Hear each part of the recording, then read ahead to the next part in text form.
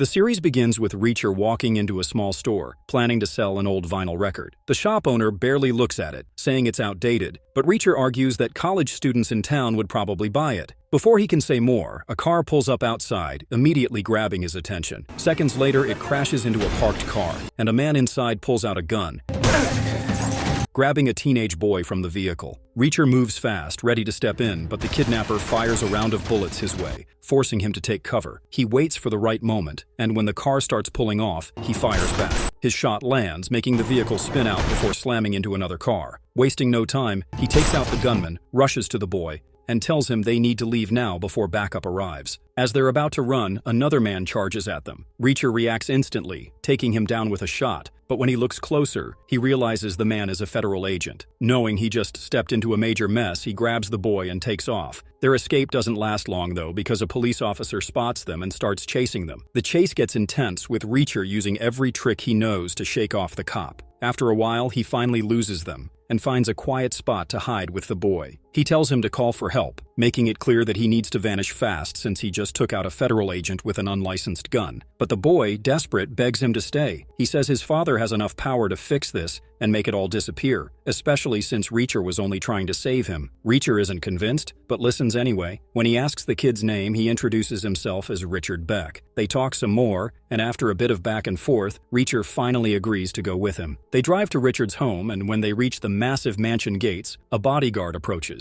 The guy immediately demands that Reacher step out of the car for a search. Reacher refuses at first, but Richard, keeping it calm, politely asks him to just go along with it. With a sigh, Reacher steps out, letting the bodyguard do his check, though the guy's attitude is far from friendly. Once the search is done, they're finally allowed inside the massive house. Richard introduces Reacher to his family, and also to Chapman Duke, the head of security. After the introductions, Reacher is taken to meet Richard's father, Zachary, a man with serious power and influence. They exchange greetings, and Zachary, clearly grateful, offers Reacher a drink as a small gesture of thanks for saving his son. Reacher turns down the drink. As they talk, Zachary asks him to explain exactly what happened during the kidnapping attempt. Reacher doesn't hold back, saying the guy Zachary hired to protect Richard is completely useless. He points out that the attack was planned from the start, but the so-called bodyguard only noticed the danger at the last second, nearly letting the kidnappers win. Reacher makes it clear that all he needs is a place to lay low for a few days and some cash to buy a fake ID so he can disappear. Zachary, knowing it won't be simple, admits that since Reacher saved his son's life, he now owes him. He promises to think it over. Just as Reacher is about to leave, he grabs the untouched glass of liquor, holding it for a moment before setting it back down. He tells Zachary that if he wants to run his fingerprints, he might as well make it easy for him. Zachary, slightly amused, tells him not to take it personally, saying he just needs to know exactly who he's dealing with. Reacher doesn't flinch and simply reminds him that he's the one who saved his son. Later that night, Reacher finds Richard in his room painting. He casually points out how strange it is that Zachary hasn't personally checked on him after everything that happened, but Richard says they already talked on the phone. Right then, someone informs Reacher that Zachary wants to see him again. When they meet, Zachary says that Reacher has already made the news. The record store owner gave the police a solid description of him. The only good thing is that the description is too vague. Since Reacher looks like any linebacker on a football team, no one can properly identify him yet. Zachary then tells him that his team did some digging into his past, and after seeing what they found, they're both stunned and seriously impressed. Reacher sits across from Zachary when, out of nowhere, the businessman tells Paulie to put a gun on the table. He then orders Reacher to play Russian roulette, wanting to see if he can follow orders. Reacher isn't thrilled about the idea since it's both reckless and illegal, but Zachary makes it clear that this is the only way forward. With no real choice, Reacher picks up the gun, spins the cylinder, and pulls the trigger. He does this nearly 4 times before Zachary suddenly takes the gun back, looking satisfied. With a nod, he accepts Reacher into his team. As they leave the room, Reacher tells Duke to return his gun, but Duke refuses. He says dealing with Paulie is already enough, and he doesn't want another loose cannon walking around with a gun.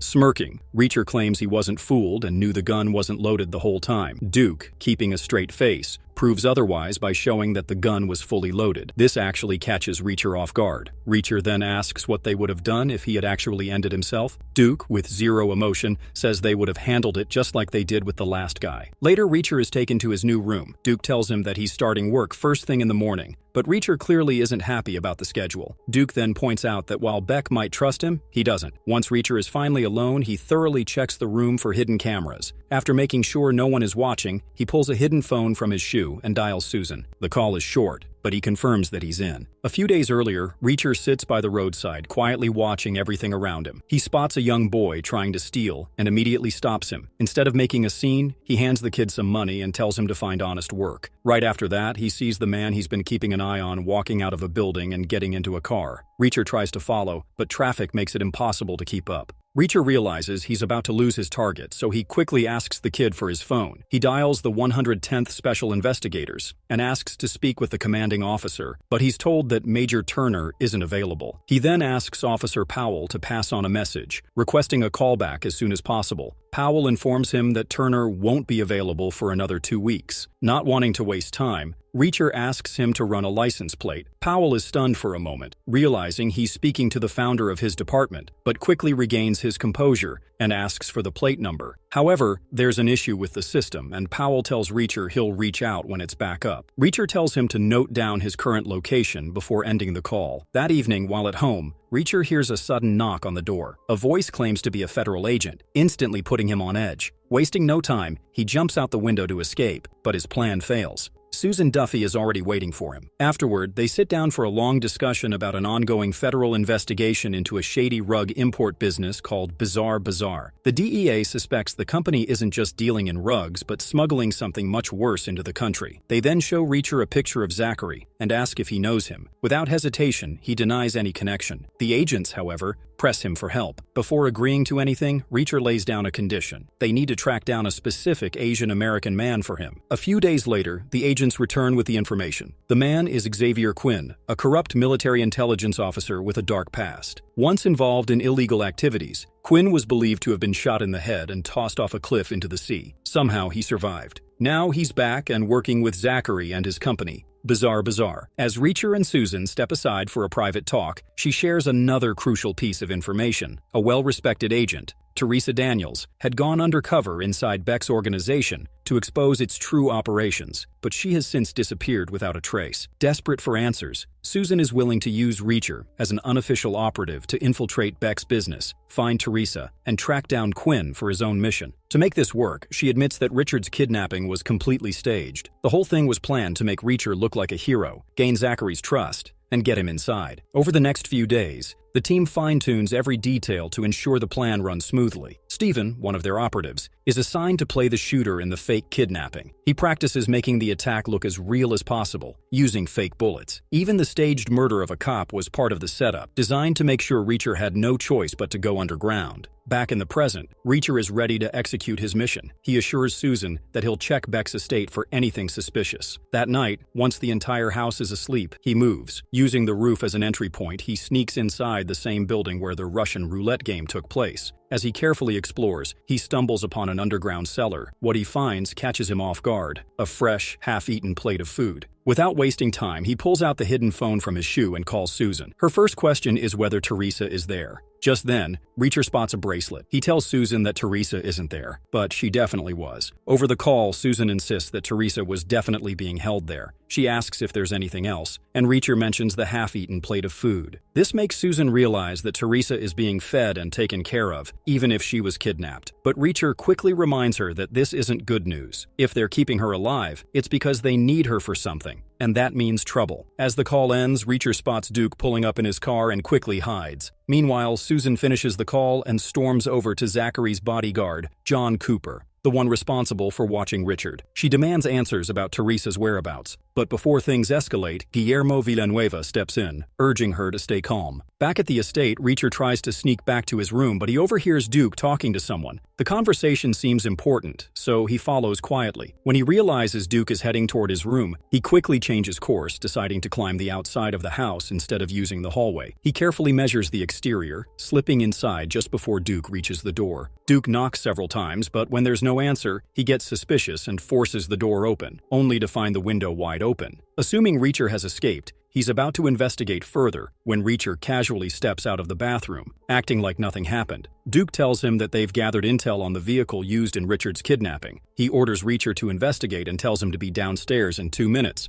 Wasting no time, Reacher calls Susan and tells her to get to the location before him. His concern is simple. Beck must not find the car used in the explosion. According to their cover story, the kidnappers blew up Beck's car before trying to take Richard, killing his driver in the process. If Beck's men locate the car, they'll expect to see blood and brain matter inside. If there's none, they'll know something's off. Reacher understands the stakes. If Beck starts doubting him, the entire mission could collapse. There isn't much time left, and he urges Susan to move fast. On the way to the impound lot, Angel Doll and Reacher engage in a conversation in their car. During this conversation, Angel gives Reacher a lot of new information that he had no idea about. This is where Reacher also discovers that Angel has run a tab on him and is also aware that he was a cop in the army. Moreover, Angel reveals how he was in the army as well. Then, Angel explains how his nickname was given by his originated from his grandma, as she used to call him Angel Doll, since he won the most beautiful baby contest at the country fair. Surprised, Reacher thinks there's no way Angel can win any contest that's involved with beauty. Reacher then finds out that Beck promotes people from within, but then he also finds out that Beck is not the one pulling strings. Meanwhile, acting fast, Susan rushes to the scene along with Guillermo, determined to remove the car before Beck's men arrive. Susan goes inside the lot while Guillermo decides to keep an eye outside. From inside, Susan, at comms, tells Guillermo that this is going to take some time since she has wreckage to move. However, Susan struggles to move the car. Hearing her struggle, Guillermo offers to help, but Susan turns him down, stating that she wants him to tell her when Reacher arrives. Meanwhile, in the car, Reacher asks Angel how he is going to persuade the cop to let them inside. Angel tells Reacher that no night shift working police officer will deny a $500 bribe. However, Reacher asks what he will do if this plan doesn't work. In response,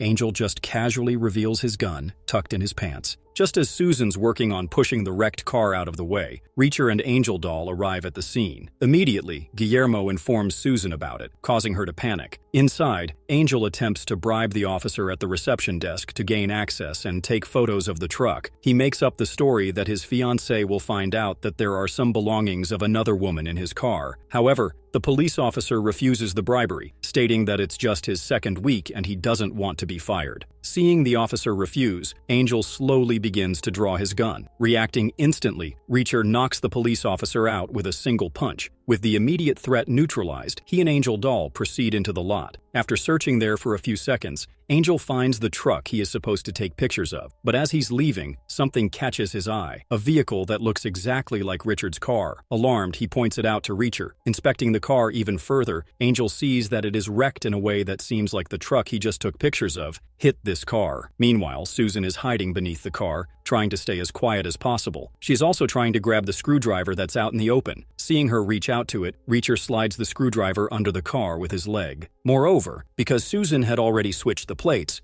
Reacher smoothly dismisses the concern. He insists that it's just another car, one of many similar models in the city. Angel believes that an army cop would know things like these, so he dismisses his concern as well. Satisfied, Angel Doll drops Reacher off at Beck's home. Getting out of the car, Reacher proceeds to head into the mansion, but Angel calls him out, telling him that they are supposed to burn the car that he stole earlier. However, Reacher reasons that he is tired, so Angel decides to do it himself. Upon entering, Reacher sees that his room's door is slightly open. Just then, he notices the maid exiting his room. This immediately raises red flags. His room doesn't require cleaning, making her presence highly suspicious. So, he asks the maid if Duke asked her to search his stuff, adding that he didn't bring anything with him. The maid knows this is true because she didn't find any laundry. After a brief conversation, Reacher lets it slide for now. Attempting to rest, he lies down, but his time to rest is cut short when Zachary knocks and enters. He informs Reacher that there's work to do, then leaves. However, before heading off, Beck visits his son, assuring him that the kidnapping incident won't happen again. However, Richard explains to his father that he is scared for his life every time when he looks at himself in the mirror. Elsewhere at the gym,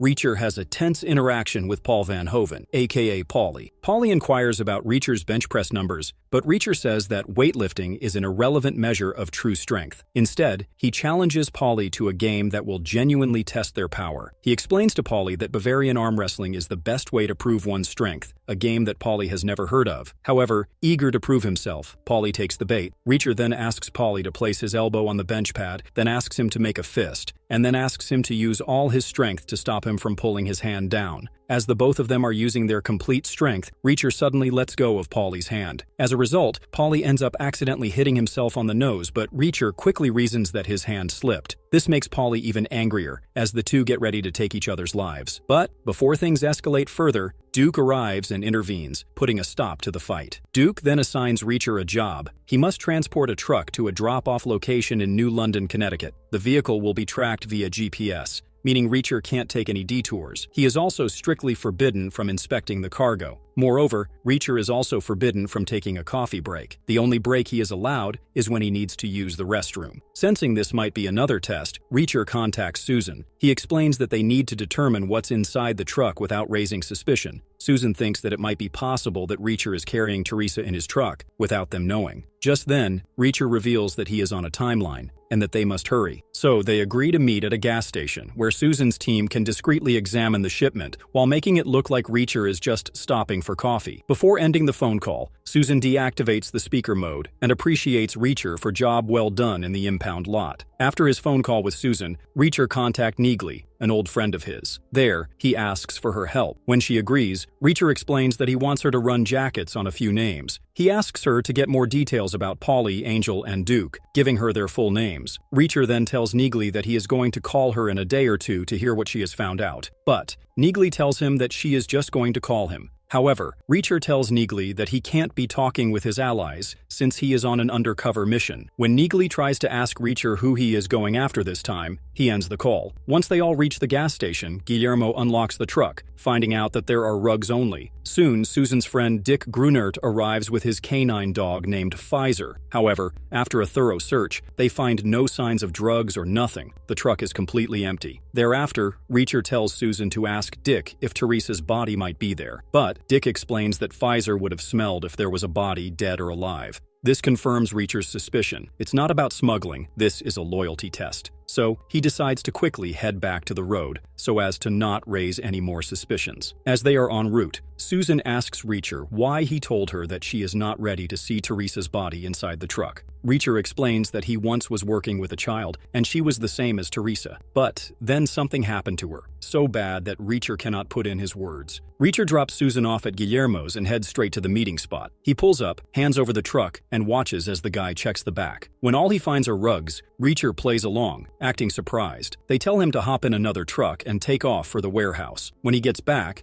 Angel Doll, the same guy from before, is waiting. This time, he's got questions. He doesn't trust Reacher and makes it clear that he's suspicious. He thinks Reacher is lying about who he is. Reacher doesn't wait for things to get worse. Before Angel can do anything, Reacher grabs his head and slams it into the table, killing him in one move. He drags the body under the table, making it look normal. Then he steps outside. Duke is already there, honking. When Duke asks what took so long, Reacher just says Angel wouldn't stop talking. Duke drives Reacher back to Beck's mansion and brings up Angel Doll's call to Beck, saying there's news. Reacher acts like he didn't hear anything important, but Duke says Angel left a voicemail. Dropping Reacher off, Duke mentions he has things to take care of while Reacher is off duty. In the kitchen, Reacher washes Angel's blood off his hands. Annette hands him a strong cleaner that Rusty, the mechanic, uses. While eating, he brings up Beck's mechanic, wondering why he needs one when all his cars are new. Annette says she doesn't ask questions and mentions Beck's upcoming 50th birthday party. Duke comes in, puts away Reacher's dishes, and says Beck has questions about Angel's voicemail. Since Angel isn't answering his phone, Duke orders Reacher to come along. With no chance to grab a weapon, Reacher follows. In Beck's office, Beck says Angel's message links the pickup truck's plates to a familiar group, but Reacher's description of the kidnapper doesn't match anyone from there. Beck starts doubting him, but Reacher suggests the group might have hired new people. He pushes for more details, but Beck refuses and sends him to his room. Reacher uses a hidden phone in his boot heel to call Neagley. She says Paulie once injured 2 superiors in the military and met Angel in the brig while serving time for sexual assault. She also reveals Duke used to be a cop and offers to help, but Reacher turns her down, saying the target is too dangerous. When he mentions the target is someone he thought he killed years ago, Neagley immediately guesses Quinn and demands to know where he is. Reacher hangs up, knowing the call is untraceable. He then calls Duffy, asking her to leave a car with clothes and a towel nearby after midnight. Until then, he naps. At midnight, he strips to his underwear and swims along the coast. Duffy waits by the car and texts Guillermo saying Reacher isn't there yet. Just then, a soaking wet and nearly naked Reacher walks out of the woods, startling her. She hands him the bag of clothes, raising an eyebrow as he changes. Getting into the driver's seat, she insists on staying to search for Teresa. On the way, Reacher explains their plan to make Beck believe the kidnappers won't return. He also remembers a barn, wind chimes, and a creaking door, then tells her about Sergeant First Class Dominique Cole, his friend. At the warehouse, they climb over the fence and razor wire. Inside, Reacher shows her Angel doll's corpse. She stays calm, takes Angel's laptop,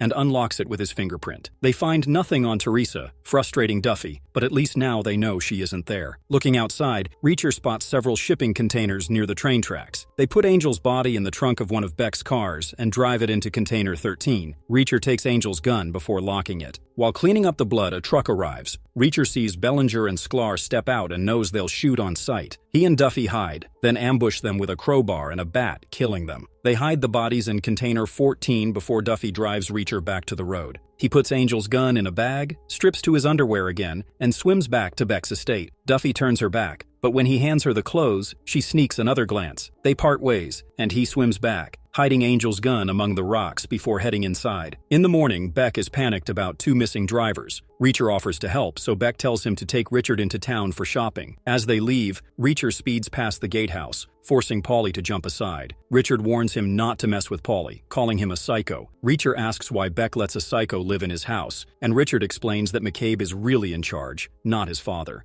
He says McCabe is even worse than Paulie. When Reacher asks about Beck and McCabe's business, Richard insists that Bizarre Bazaar only sells rugs. At a toy store, Richard buys a vintage toy gun for his father's birthday. While Richard is inside, Reacher calls Duffy and tells her a big order is coming in. He says he needs a promotion to Duke's position, so Duke has to be removed. Duffy sends Beck a fake message from Angel to set a trap. Meanwhile, Richard leaves the store with his shopping bag but runs into 3 former high school classmates. The lead one takes his bag and stomps on it, breaking the toy gun inside. Reacher arrives and warns them to leave Richard alone, but when they refuse, he fights the trio and leaves them on the ground. At the shipping yards, Duffy and Guillermo spot Beck's trucks departing with cargo from Slip 7. Duffy reviews the manifest on Angel's laptop and accidentally lets it slip that Reacher kills Angel. They follow the trucks. Back in town, Reacher holds the 2 broken pieces of the toy gun together as Richard emerges from an ice cream parlor with 2 cones. Reacher suggests that some epoxy should fix the toy. Richard hands him a cone of lavender-infused ice cream, but Reacher throws his away. Richard opens up about being bullied all his life and wanting to run away.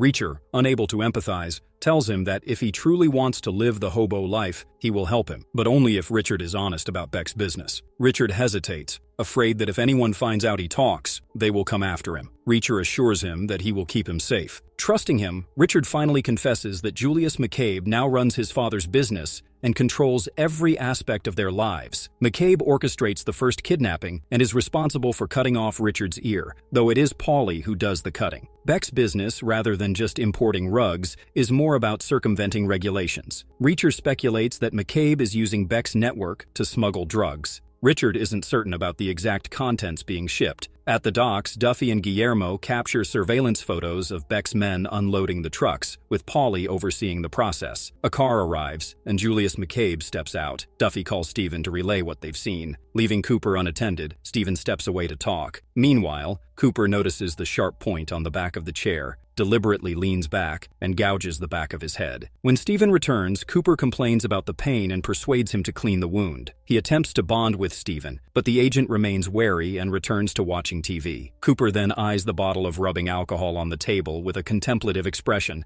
Reacher and Richard return to Beck's estate and notice that the gate is left open. Paulie is not at his usual post in the gatehouse. Beck and Duke are preparing to leave just as they arrive. Richard heads inside while Duke places a bag in the trunk. Beck informs Reacher that Angel sends them an address in Hartford and that they are heading out immediately to eliminate the supposed would-be kidnappers. Reacher stalls, saying he needs to use the bathroom. Once inside, he sneaks out through the kitchen entrance to grab Angel's gun. Meeting Beck and Duke out front, he listens as Beck promises a bonus if he does well on this job. On the way, Beck mentions that the ice cream shop owner called about what Reacher did to the bullies. Duke says Richard needs to toughen up, but Reacher couldn't care less about his opinion. They reach the address under the cover of darkness. Beck orders them to wipe out the entire gang. As Duke and Reacher approach the safe house, Reacher convinces him the house only looks dark and abandoned because the gang wants them to think no one's inside. Duke insists on going in first and kicks the door open. Reacher takes the chance to disarm him and demands to know where Teresa is. Duke refuses to talk, saying McCabe will kill him if he does, and laughs at the idea that Reacher would do anything to him. Without hesitation, Reacher shoots him in the head. Knowing Beck is waiting outside, listening for signs of a fight, Reacher fires all the guns into the walls. Then he smashes himself in the face with the pistol butt to make it look like a real battle. He loads the microwave with aerosol cans, sets the timer for 30 seconds, and bolts out. The house explodes into a fireball. Reacher sprints back to the car and tells Beck to drive. As they escape, he reports Duke is dead, claiming they were ambushed. He hands Beck Angel's gun, saying one of the attackers must have dropped it. Beck immediately recognizes it and decides Angel was a traitor. Reacher subtly suggests the two missing drivers were also part of the ambush. Satisfied, Beck says Reacher has earned his bonus and promotes him to Duke's position as second in command. On the way back to Beck's house, Beck calls Julius McCabe to tell him that Angel Doll betrayed him and that Duke is dead. After the call, he tells Reacher who McCabe is. Meanwhile, at the cabin,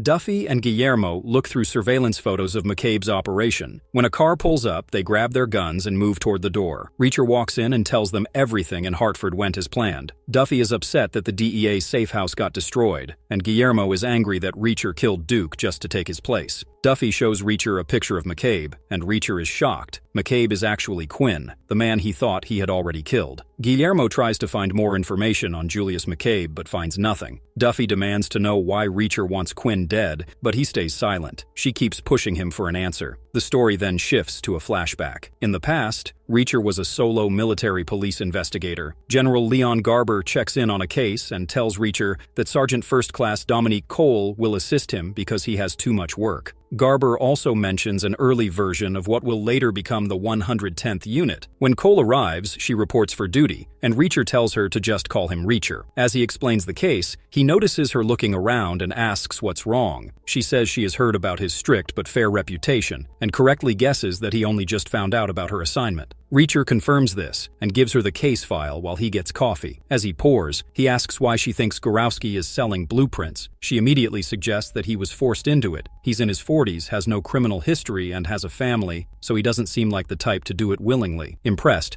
Reacher orders a second chair for her. Later, they stake out Gorowski's dead drop in a park. While waiting, Cole shares that she used to hunt elk with her father, who died 5 years ago, but she still goes hunting. Reacher briefly talks about his own father. When the pickup takes too long, they step out of the car and realize they've been watching the wrong garbage can. The real drop happened at another can 30 yards away. Reacher decides to bring Gorowski in for questioning and bluff him. During Cole's interrogation, Gorowski confesses that he gave up the blueprints because criminals kidnapped his 4-year-old daughter to prove they could control him. Watching from the observation room, Reacher is impressed by Cole's skills. Gorowski refuses to name anyone, scared for his family's safety, but Cole warns him that the criminals will keep using him until they don't need him anymore. Then, they'll probably kill him and his family. Finally, Gorowski whispers the name Xavier Quinn. He explains that Quinn works in military intelligence and has law enforcement contacts who would warn him if Gorowski talked. Back in the present, Duffy points out that Quinn is using the same tactic on Beck, kidnapping and threats. Guillermo asks how Reacher and Cole handle it.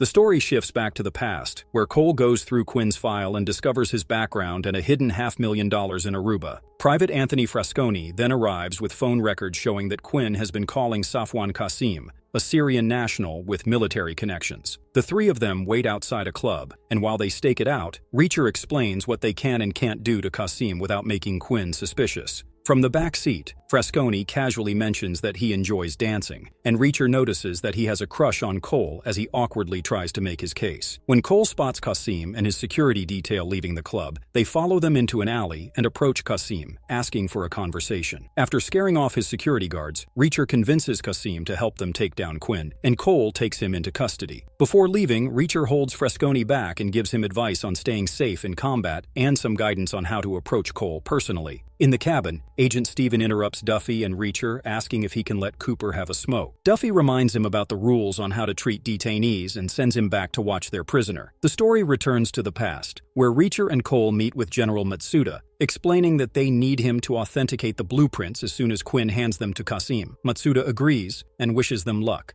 Later, Cole suggests going to a bar for a drink while they review the file, but Reacher says it wouldn't look right. Instead, he grabs 2 beers from his fridge and they drink in his office. During the sting operation, Reacher explains how Quinn and Kasim exchange money for the blueprints while Fresconi secretly records it. Fresconi follows Quinn while Kasim gives the blueprints to Reacher and Cole. Back at the office, Cole checks the blueprints and confirms they are real. She lists everything needed to arrest. Reacher tells her she does great and deserves to make the arrest. In the present, Reacher tells Duffy and Guillermo that very few people are truly exceptional, able to think clearly, solve problems, act with integrity, and know when to be serious or lighten the mood. Dominique Cole is one of those rare people, and Reacher believes she has a bright future. An hour later, Garber gives Reacher a coffee and reassures him that Cole is probably on her way. But Reacher notices it's been 49 minutes. Garber suggests texting her, but Reacher doesn't like texting. Still, he sends a message asking if she's okay. She replies that Quinn is cuffed and she's heading in, but the way she writes her makes Reacher realize something is wrong. He quickly leads a team to Quinn's house and finds Fresconi dead. However, Cole is missing, and signs show Quinn takes her alive. At HQ,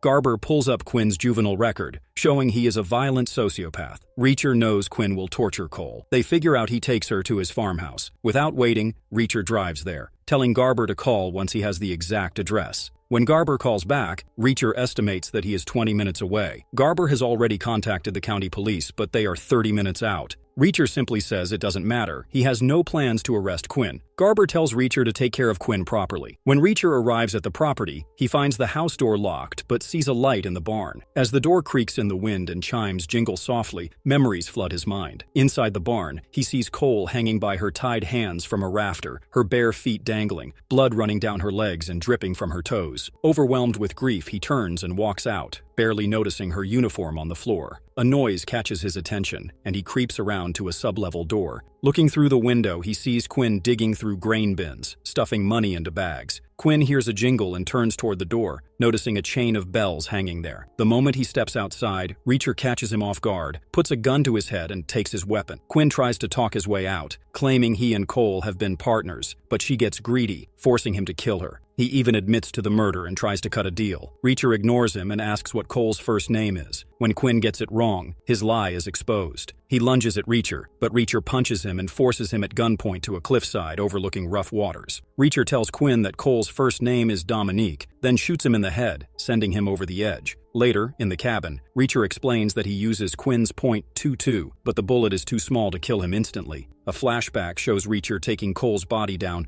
covering her with a blanket, and kneeling beside her until the police arrive. When they ask where Quinn is, Reacher simply says he has no idea. In the present, Guillermo nods. He is dead serious, says they're taking Quinn down for real this time. Duffy looks uneasy. Reacher notices. She exhales hard, admits she forces Teresa undercover. Prison time hanging over her head like a blade. Guilt's eating her alive. Reacher don't judge, just tells her he's pulled the same move before. Back at Beck's estate, Reacher sits in the kitchen, crushing some takeout. Asks for coffee. Agnes pours, eyes locked on him. Wants to know about Duke. Reacher keeps it cold. Duke ain't working for Beck no more. Annette chimes in, checking if he's holding up. He just says it's been one hell of a night. She nods. Says they've been busy setting up Beck's big birthday bash. That gets his attention. Guest list. He asks. Casual. Agnes hands over the coffee. He nods. Steps out. Next morning, Annette knocks on his door, holding a bag of fresh clothes. He cracks it open, standing there in his boxers. She clocks it. Don't say a word. He throws on the fit, but outside, noise catches his ear. Richard's out by the carriage house, swinging on a heavy bag. Reacher strolls up, tells him to hit him. Full force. Richard sighs. Swings. Weak. Reacher ain't impressed. Starts teaching. Fighting ain't about power. It's about playing dirty. From the house, Zachary Beck watches. Then his phone goes off. Somewhere else, Guillermo and Duffy sit in a car. Guillermo's got doubts about Reacher. Duffy don't answer, just pulls up Angel Doll's laptop,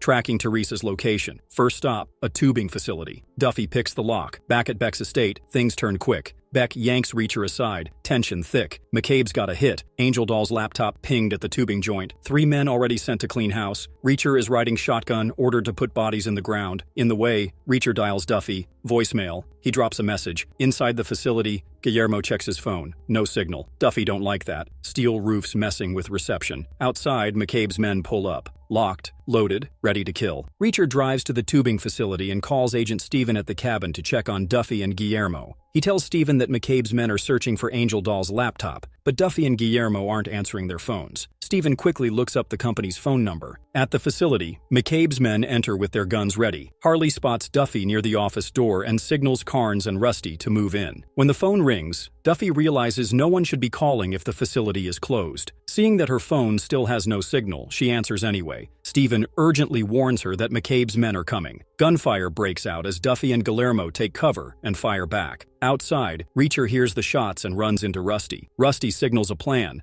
and Reacher nods. But when Rusty turns away, Reacher shoots him in the head. Carnes fires at Duffy, but she drops, shoots him in the leg, and moves in to finish him, leaving her badge on the floor. She then aims at Harley, but Reacher stops her, whispering that if he's the only survivor again, it will look suspicious. They need to let Harley live. Reacher tells her and Guillermo to escape and throw the laptop out the window. As they flee, Reacher grabs her badge, climbs onto the crates for a better view, and fires at Harley to slow him down. Duffy and Guillermo speed away and toss the laptop out the window. Harley rushes outside, shooting at their car. Reacher pulls up in one of Beck's Audis and tells Harley he's Duke's replacement, urging him to get in. Once inside, Reacher drives into a mud pit, making the Audi get stuck, and tells Harley to get out and push. Spotting the laptop nearby, Harley reports to McCabe, describing Duffy and Guillermo as federal agents. Frustrated, McCabe hangs up. Harley looks at Reacher and says their boss is angry, which is never a good thing. Later, Guillermo buys beers outside a restaurant and toasts their survival. Duffy, still upset over not finding Teresa, recalls a case where a missing boy was found alive long after being presumed dead. She insists Guillermo must believe like she does or stay silent. He nods, subdued by her determination. Back at Beck's estate, Reacher and Harley arrive at the gatehouse. Harley tries to get Paulie to help with a task,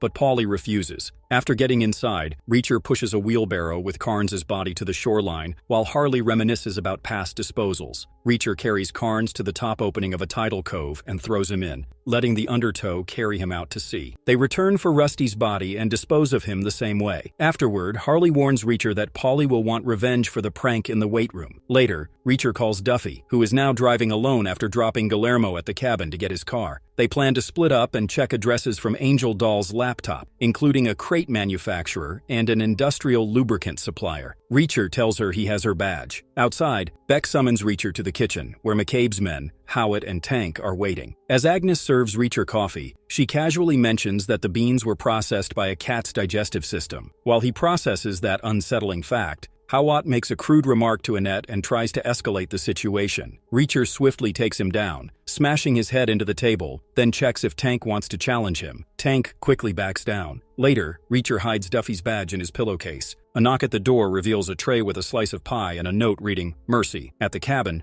Cooper tricks Stephen into giving him a cigarette, and then inhales a mouthful of rubbing alcohol. As Stephen flicks the lighter, Cooper blows the alcohol into his face, setting him on fire. He rushes Stephen, stomps him to death, unlocks his cuffs, and takes his coat. Before leaving, he places a cigarette in his mouth and sarcastically thanks Stephen's corpse for the smoke. Duffy arrives at the cabin while on a call with Guillermo. Noticing the open door, she cautiously enters and discovers Stephen's body, screaming in rage. Reacher, brushing his teeth, hears his phone buzz. Duffy informs him that Stephen is dead and Cooper has escaped. Since Cooper doesn't have a phone, Reacher deduces that he is heading for Beck. Checking Stephen's smartwatch, Duffy determines Cooper escaped 10 minutes ago. Reacher tells Duffy she needs to give him a reason to leave the compound. He then calls Guillermo, who is en route to the cabin, and instructs him to drive to the blind turn on the way to Beck's house, park the car, and empty it to make it as light as possible. Guillermo, confused, asks what's going on, and Reacher informs him that Cooper killed Stephen. Guillermo immediately accelerates. Meanwhile, Duffy drives up to a power transformer, pulls her gun, and fires at it until it blows, knocking out power across Beck's compound. Paulie steps out of the gatehouse with a flashlight, finds Beck and Reacher inside, and reports the outage. Reacher suggests it could be a precursor to an attack and volunteers to go down the road to stop any potential threats. Beck calls McCabe to update him, and McCabe orders a full search of the house and staff. Beck passes the order to Harley, Tank, and Howitt, who wake the staff and search their rooms. Outside, Guillermo has emptied his car when Reacher arrives and instructs him to move it into the middle of the road so they can flip it over. Once done, Reacher tells him to lie inside to force Cooper to exit his car and approach. Inside the house, Harley searches Reacher's room, and Duffy's badge is visible, hanging off the bed in the pillowcase. Lying on his back inside the overturned car, Guillermo chuckles to himself. Reacher asks what's so funny, and Guillermo says he's laughing because he feels like he's living the classic story of a cop getting killed right before retirement. Reacher figures Cooper will stop before hitting the car. Just as expected, Cooper rounds the corner, brakes, and comes to a stop. He gets out and crouches next to Guillermo, who opens his eyes and says, "This is for Steven," right before Reacher shoots Cooper in the head. A little later, Reacher calls Duffy just as she finishes telling Steven's father about his son's death. He tells her Cooper is dead too. She has already made up a cover story to keep the DEA off their backs, but plans to tell the truth once they find Teresa. Back at Beck's place, Reacher notices the gatehouse is empty. Inside the house, a machine gun hangs from the ceiling, swinging from chains, and everything is eerily quiet. Following the sound of voices, he enters Beck's study where Beck, Paulie, and Harley are waiting. Reacher reports that a drunk driver hit a power transformer, which caused the outage. Beck tells him that while he was gone, McCabe ordered a full search of the house. When Reacher asks if they found anything, Beck starts talking about a traitor in his home working with the feds. Sensing trouble, Reacher quietly reaches for a metal alarm clock behind him. Beck opens a desk drawer and pulls out a small phone, identical to Reacher's, which was found in Annette's room. She had been sending intel to the ATF every 2 weeks. Reacher offers to interrogate her, but Harley informs him that Paulie already killed her. Reacher confronts Paulie and punches him in the gut, but it has no effect. Paulie retaliates, hitting Reacher so hard that he collapses. Richard, stepping into the doorway, watches as Reacher struggles to rise. Later, as Reacher and Harley head to retrieve Annette's body, Harley complains that he had planned to spend the weekend on his boat, but now has to pick up the slack left by Angel Doll's absence. Irritated, Reacher punches him in the stomach hard enough to make him vomit. That night, Richard checks in on Reacher and accuses him of being afraid of Paulie. Reacher denies it, stating that he simply hasn't figured Paulie out yet. He then calls Duffy to report that Annette was ATF, which means Beck and McCabe are running guns, not drugs. The puzzle pieces click into place. Beck's full-time mechanic, the industrial lubricant supplier. Beck isn't dealing drugs. He's moving untraceable firearms. McCabe's major sale is approaching, and his client could be any number of criminal organizations. The next morning, Beck finds Reacher sitting on his bed, having not slept. McCabe has called them to the warehouse, and Beck, still covered in Annette's blood, suggests cleaning up first. Meanwhile, Duffy and Guillermo leave Dinkies with coffees and takeout bags when Reacher calls to tell them about his summons. Duffy immediately figures out that he's about to meet Quinn and tells him to keep his phone on so she and Guillermo can back him up. As they talk, Reacher tells her Teresa is already dead, but Duffy doesn't respond. He leaves his phone on and heads out. On the way, he and Beck guess how the meeting might go. Duffy and Guillermo are already in position, watching the warehouse before they arrive. Inside, crates of weapons are being checked. Beck looks at Reacher and asks if he's ready to meet the boss. Reacher grips the gun in his waistband and simply says he's been waiting for this moment for a long time.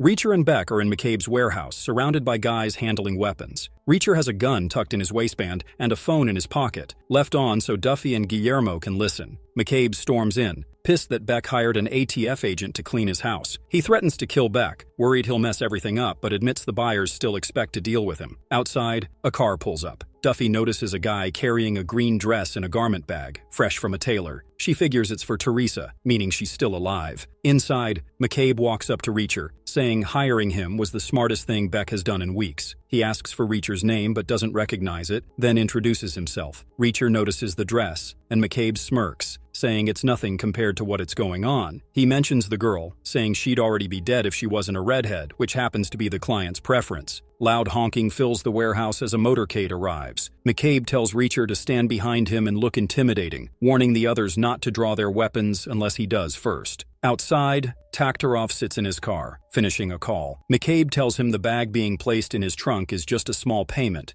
not the full amount. Taktarov reminds him that wasn't the deal. McCabe apologizes, saying the sale got delayed. Taktarov throws out a Russian proverb, and McCabe translates it. Give a man a fingernail, he'll take the forearm. After Taktarov and his cars drive off, McCabe tells Harley to find out who's been looking into him. On the way back to Beck's house, Beck tells Reacher that McCabe borrowed money from the Russian mob. Reacher makes it clear, McCabe has to pay on time, or he's dead. Meanwhile, Duffy and Guillermo visit the dressmaker, who says he was hired to make a sexy dress for a redhead. He doesn't know the client's name, but hands over a contact number. At Beck's carriage house, Reacher spots Richard walking toward the water after sending a message on his phone. Reacher follows and convinces him to come into town for epoxy to fix a toy gun he got for his dad's birthday. Richard hesitates but agrees. Reacher drops him off at the shops, saying he's grabbing coffee. Instead, he meets Duffy in an alley and hands back her badge. She says they got a phone number from the dressmaker. No one answered, but Guillermo has a contact at the cell provider who can check the call logs. Reacher tells her about Taktarov and McCabe's debt to the Russian mob. Duffy thanks him for not killing McCabe Quinn when he had the chance. Reacher explains why, and she kisses him. He kisses back, but she suddenly pulls away, saying it won't happen again. He doesn't get it. Then Guillermo arrives, loudly saying he had to move the car. Reacher is surprised to see him and warns Duffy to get Guillermo out of there now. She doesn't understand until Richard walks into the alley and recognizes Guillermo as the cop Reacher supposedly killed. On the way back to Beck's, Richard demands the truth. Reacher pulls over, yanks him out, and holds him still so he'll listen. He apologizes for lying, but explains that he was recruited to find Teresa and plans to kill McCabe. At Beck's house, Agnes brings in tuxedos for Richard and Reacher. Beck asks her to check Annette's old room for the RSVP guest list. After she leaves, Richard and Reacher enter, and Beck notices something is off with Richard. Richard lies, saying town bullies were bothering him again, but that Reacher handled it. As Reacher is about to leave, Beck accuses him of trying to be Richard's father. Reacher says he's just looking out for the kid, just as he looks out for Beck. It's his job. Beck warns that people in that job get shot a lot. In Rock Creek, Virginia, an elderly neighbor knocks on Warrant Officer Powell's door, asking if his water pressure is okay. Powell opens the door to find the neighbor being held at gunpoint by two of McCabe's men. They shoot the old man and turn their guns on Powell. One of them calls McCabe, reporting that Powell has been captured and that their team in Chicago will move soon. In Chicago, in Neagley's office, she gets up to make a hot drink, leaving her sidearm on her desk. Meanwhile, in the elevator, two men attach silencers to their weapons. The elevator dings when they arrive. The men check her office first, but the microwave beeps, revealing that she's in the kitchen. One of them heads there, but Neagley ambushes him, knocking him to the ground. Neagley hides under some desks and logs into a computer, sending a print job to the photocopier. The noise distracts both men, drawing them to the copier room, giving her a chance to run back to her office. They chase her, shooting, but their bullets miss and shatter the glass wall instead. She grabs her gun and shoots one of them. Taking her phone and a fresh clip, she tracks the other guy to the kitchen. Meanwhile, McCabe's goons are beating Powell, while McCabe watches over video chat. Seeing Powell won't talk, McCabe orders them to cut him open and let him bleed out. In Chicago, Neagley finds the second man sitting on the kitchen floor, holding his stomach where she shot him. He asks her to call 911, but she scoffs and eats a bowl of cereal instead. When he begs for a doctor, she tells him if he gives up the name of who hired him, she might call someone. He confesses they were sent by Kostopoulos because she was investigating Angel Doll and Polly. Neagley calls Reacher to tell him what happened, but realizing McCabe is hunting down everyone he worked with, he hangs up. She then calls an ambulance, but informs the injured man it'll arrive in 5 minutes. He'll be dead in 1. At the 110th Investigators, Wade picks up Reacher's call, learning Powell is 30 minutes late for his shift. Reacher tells her to send 3 armed officers to check his house. Meanwhile, Beck is in Richard's studio, looking at a painting when he notices a fast-moving car entering the property. McCabe, Polly, and others enter the house. Beck meets them in the foyer, where McCabe accuses him of being involved with 2 military members from the 110th Special Investigators. Beck admits Reacher was part of the 110th. McCabe then orders Polly to kill Reacher. Polly finds Reacher's room empty. Looking outside, he spots Reacher running across the lawn. Reacher rushes to the carriage house, grabs the snowplow keys, and shoots the tires of all other vehicles. As Polly and Harley approach, Reacher bursts out in the snowplow, smashing through a garage door. He speeds away, dodging machine gun fire from the gatehouse. At their hotel, Duffy and Guillermo discuss the case. Reacher calls Duffy, telling her to pick him up because his ride was shot out. Before he can explain, McCabe's men chase him on ATVs. Running into the woods, Reacher shoots one rider and disables the lights on 2 ATVs. Using mud for camouflage, he sneaks up on one guy and breaks his neck. The next gets stabbed in the throat, while the last is killed using an ATV's retracting cable. Reacher then emerges near town and heads to a laundromat, offering the elderly owners cash to close early. Meanwhile, Paulie finds his dead men in the woods. He enters town searching for Reacher, but has no clue where he's hiding. Frustrated, he heads back. In the laundromat, Reacher waits for his clothes in just a small towel. The owners kindly bring him a wet cloth to clean up and a cup of coffee. He thanks them, joking that it's better than the usual bad coffee. At Beck's house, Paulie leans in and whispers to McCabe.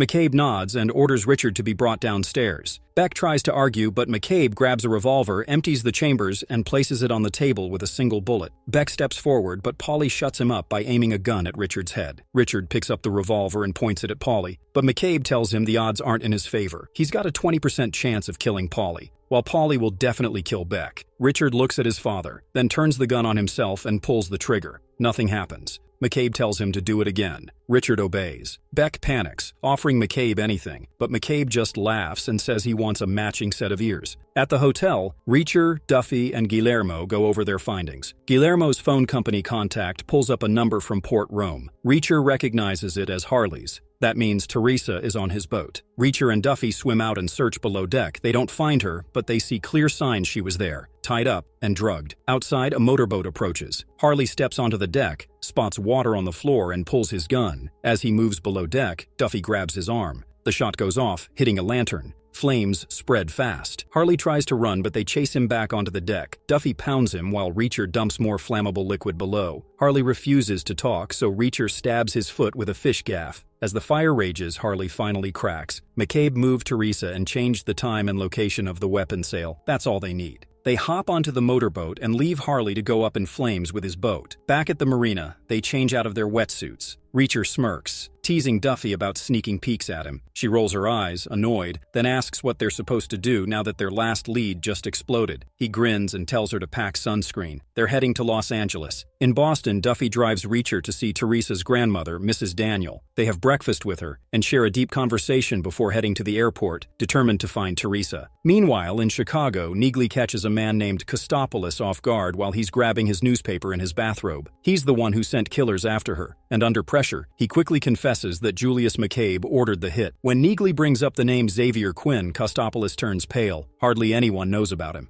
Years ago, Quinn ran an export business in Chicago, but when the owners refused to work with him, he wiped them out and took over. Later, he moved his operation to Bizarre Bazaar. Kostopoulos figures Quinn is tying up loose ends before relocating again, meaning the Becks are next. Neagley decks him and walks away. In Los Angeles, Reacher and Duffy go over hidden footage of a drug lord named Darien. His enemies keep disappearing thanks to weapons from Beck and Quinn. Duffy and Elliot had tracked Darien for days, noticing how predictable his routine was. Reacher spots something in the footage and tells Duffy to zoom in. She doesn't get it at first, but Reacher says it proves they've got him. He makes a call for backup, and Duffy gets hyped, comparing it to when she exposed her cheating ex. She asks if this helps with Maine. Reacher says if things go right, they have a 25% shot at success. She presses him on whether that means taking down Quinn or saving Teresa. Reacher assures her that after meeting Mrs. Daniel and seeing Duffy's dedication, Teresa's rescue won't come second to Quinn's downfall. Impressed by Reacher's words, Duffy suddenly pulls off her shirt and kisses him. Her earlier protests don't matter anymore. Now she really knows who he is. They end up in bed together. Later, they track Darien to a poolside club and convince him to go for a ride. They take him to his gallery, where he insists his business is legit. Reacher brings up the federal 3 strikes law. 3 violent felonies mean life in prison. Darien already has 2. In the surveillance footage, Reacher noticed him parking in a handicapped spot with a doctor's placard. They found the doctor, who admitted he was threatened into faking Darien's knee arthritis diagnosis. That counts as extortion, making it a 3rd strike. Darien protests that he never threatened the doctor. Reacher admits the doctor denied it too, but when faced with losing his medical license, he will say whatever they want. Darien realizes Reacher and Duffy are using extortion against him. Reacher tells him they just need a favor. Darien calls Beck and demands a weapons shipment, saying he'll send a man from Baltimore with the payment. After hanging up, he orders Reacher and Duffy to leave, but Duffy makes a call and DEA agents flood in. While Reacher and Duffy won't pursue the parking pass fraud, the DEA accountants will tear apart Darien's gallery finances. Realizing he's doomed, Darien surrenders.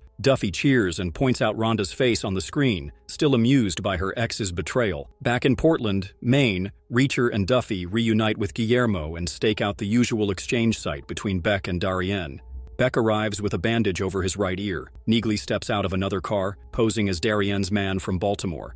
When Beck approaches, she warns him to pretend they are making a gun deal for his guard's sake. She reveals Reacher sent her and warns that if he doesn't cooperate, both he and Richard are dead. She demands details about the big buy, hoping to stop Quinn before he eliminates them. Beck admits Quinn changed the plan and didn't share it with him. His only instructions are to focus on his birthday party, which Quinn won't let him cancel. Neagley sees no use in him and turns to leave. Beck stops her, desperate for help to escape with Richard. She tells him they can't help unless he helps them first. He then reveals that buyers from Yemen are flying in that day to a private airfield. She hands him a slip of paper and gets in the car. Before she leaves, he insists Richard had no part in his crimes. She reassures him that Reacher knows and that Richard has nothing to fear. Meanwhile, Quinn arrives at an abandoned warehouse where Teresa is held in the basement. He tosses her some food and water, telling her people are searching for her.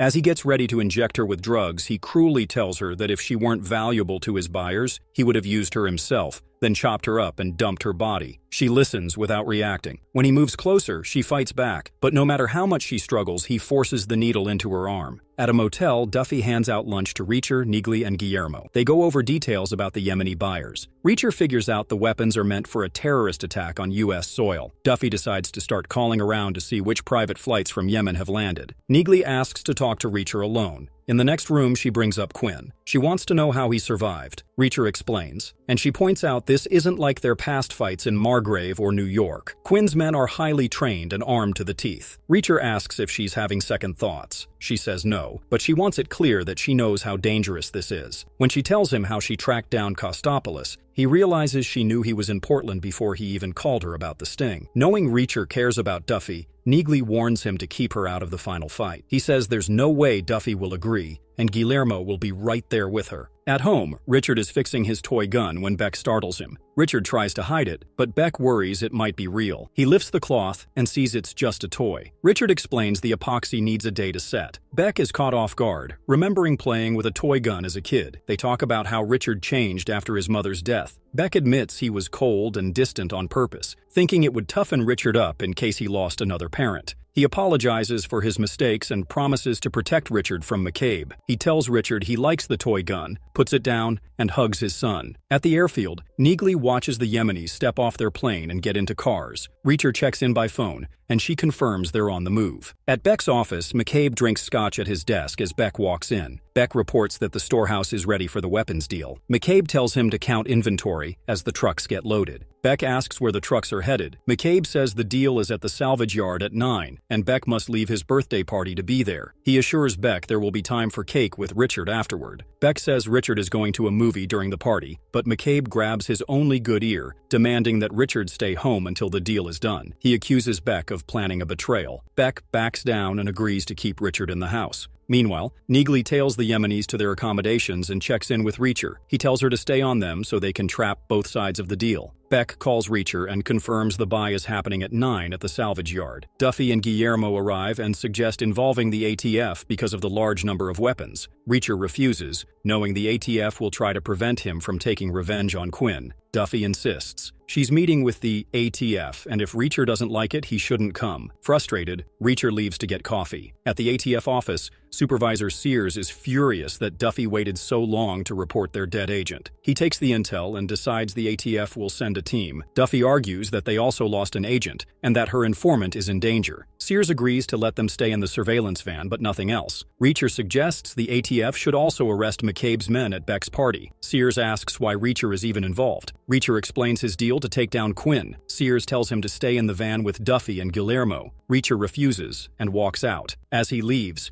Sears warns that he has to report Duffy's actions to the DEA. Guillermo tries to take the blame, but Duffy won't let him. At the motel, Guillermo loads the car while Duffy and Reacher talk. Reacher says he wants his Rhonda moment, meaning personal justice. Duffy gets it, but says her focus is on saving Teresa. At the storehouse, Beck tells the foreman to finish loading the trucks and meet him at the salvage yard after he changes for his party. At home, Beck helps Richard with his bow tie and tells him to lock himself in his room at 9. McCabe cuts in, telling Beck to hurry up. At the salvage yard, ATF agents take their positions as the trucks roll in, followed by Beck's car. In the surveillance van, Reacher gets restless and steps outside for air. Duffy follows and finds him putting together a sniper rifle. They argue, but she gives up and goes back to the van. Reacher sets up and calls Neagley, telling her to disappear when this is over. A second vehicle pulls up, and he tells her the buyers have arrived. But Neagley, still following them, says they're still on the move. She describes her location, and Reacher realizes the deal is actually happening at Beck's house. The salvage yard is just a setup to take Beck down. Reacher quickly realizes the salvage yard meeting is a setup and cuts off his call with Neagley to deal with it. ATF agents wait for the buyers to step out of their car, but Beck stands there, confused by the delay. Up above, Reacher spots Quinn's men creeping in from the sides. He pulls out his sniper rifle and drops 2 of them before the rest open fire on the ATF agents. Beck scrambles into his car while Duffy and Guillermo throw on bulletproof vests and ram the surveillance van straight into the chaos. Reacher picks off 2 more enemies before storming into the yard. He guns down one with his pistol, headbutts another, steals his rifle, and takes him out. Duffy and Guillermo slide behind the van for cover while Reacher grabs another weapon off a dead man and keeps moving. He takes out another shooter as Beck tries to slip away. One of McCabe's warehouse men spots Beck and goes after him, but before he can finish the job, Reacher puts a bullet in his head. Beck, Reacher, Duffy, and Guillermo regroup and realize the real weapons deal is going down at Beck's house. Beck confirms Teresa was already there before the party even started. Suddenly, a phone chimes. Reacher finds one of McCabe's men trying to send a backup request. He shoves a gun in his face and forces him to delete it. Instead, he makes him type a new one. All good, heading back now. Meanwhile, at Beck's house, McCabe blends in with the guests while the Yemeni buyers arrive. Outside, Neagley lurks in the trees, watching Paulie guard the entrance. Reacher calls to report that everyone at the salvage yard is dead except for him,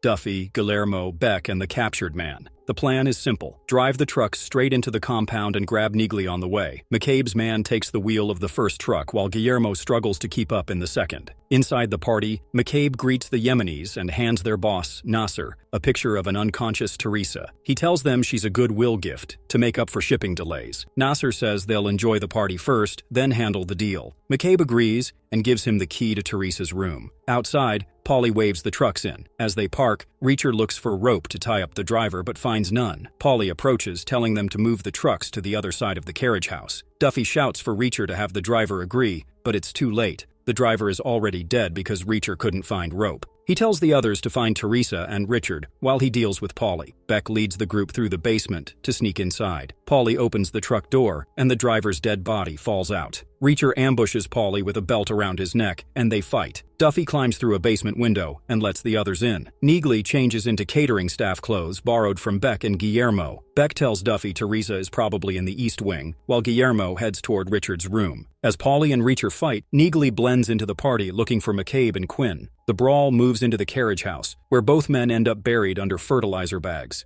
On the third floor, one of McCabe's men spots Guillermo leaving the bathroom, and they fight. Below, Richard hears the commotion from his room. Paulie digs out and finds Reacher unconscious. He grabs a chain, wraps it around Reacher's neck, and pulls him toward the rafters. Reacher wakes up, climbs the chain, braces against the rafter, and yanks the pulley loose. It's assumed he falls. Outside, Paulie hears the crash and turns to see Reacher emerging with a garden rake. In the bathroom, Guillermo knocks out his opponent using an electric shaver and a toilet tank lid. Catching his breath, he spots Richard peeking in and assures him he's there to help. Meanwhile, Paulie and Reacher's fight spills onto the lawn, rolling down toward the water's edge. They fall into a riptide hole where Paulie drags Reacher back under. They struggle until Reacher throat punches Paulie and leaves him sinking. Duffy searches the east wing for Teresa. At the party, Neagley finds Quinn but is caught by the head caterer. Thinking fast, she claims she was hired to investigate theft among the staff and asks him to keep watch. When she returns to the party, she realizes Quinn is gone. Meanwhile, Reacher takes the road back toward the house, but behind him, Paulie emerges from the forest, badly injured, but still following. The slow, painful chase is on. Reacher reaches the gatehouse first, where a mounted machine gun is waiting. Paulie follows close behind. They fight hard, but Paulie gets control of the gun and aims at Reacher, bragging about his strength. He pulls the trigger, but the gun backfires. Paulie chokes on his own blood as Reacher watches. He had jammed the barrel with a bullet from the belt to make sure it would blow up. Inside, Duffy finds Teresa, but she is so drugged she can barely move. Downstairs, McCabe interrupts as Walid, the second in command of the Yemen buyers, complains about the delay. He wants the deal done fast because he has another meeting. He asks about Nasser,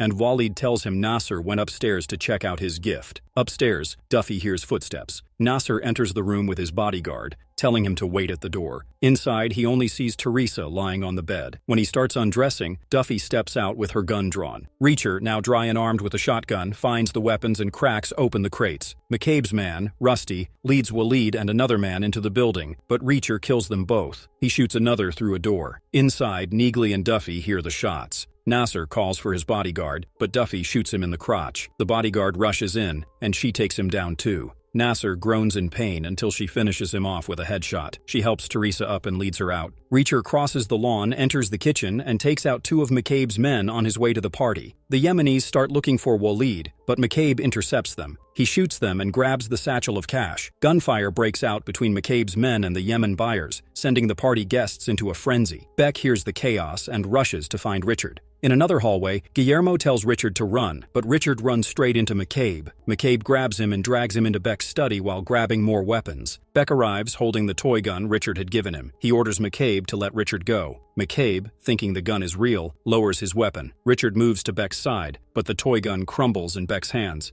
McCabe realizes the trick and fires. Beck shoves Richard aside but takes the hit. Richard finds an automatic weapon and fires wildly, forcing McCabe to run. Richard kneels beside his dying father as Neagley arrives and takes in the scene. Richard, Beck's body, and the stolen money. Meanwhile, Quinn McCabe sprints down the hall. Reacher spots him but gets pinned down by a Yemeni shooter. He takes the guy out, but Quinn escapes out the front door. Just as the Russians pull up, Takhtarov steps out and demands his money from McCabe. When McCabe comes up empty, Takhtarov gives the order to take him. Reacher steps in and makes it clear McCabe is his. Takhtarov points out that Reacher is outnumbered and alone, but then Guillermo and Duffy appear. Neagley steps outside with the satchel of cash and offers to buy McCabe. Takhtarov threatens to take both the money and McCabe, but Neagley pulls the pin from a grenade, warning that if he does not make a deal, he will get nothing. Takhtarov decides the money is more important and takes it, leaving McCabe Quinn behind. Guillermo helps Richard, while Duffy calls for an ambulance for Teresa, noting that it will take a while, giving Reacher time to finish things. Neagley tells Reacher to do what he must, and walks inside. Quinn quickly tries to bargain for his life. Reacher now believes Quinn truly had amnesia, but he says it does not matter. What matters is that her name was Dominique. Quinn's expression changes as he remembers the last time Reacher said those words to him. Reacher knows Quinn remembers now and shoots him. By morning, Richard looks out at the gatehouse and walls. Reacher asks if he will tear them down, but Richard is unsure. Reacher throws him the keys and tells him to take the money and run. This is his shot at freedom. As Reacher heads out, he crosses paths with Guillermo, and they wish each other well. Outside, Duffy is waiting. She's leaving the DEA and has already made sure Reacher and Neagley are in the clear. She says she's not into relationships and is moving on. Neagley stands by her car with breakfast and coffee. Reacher mentions that Duffy gave him the same goodbye speech he usually gives to others.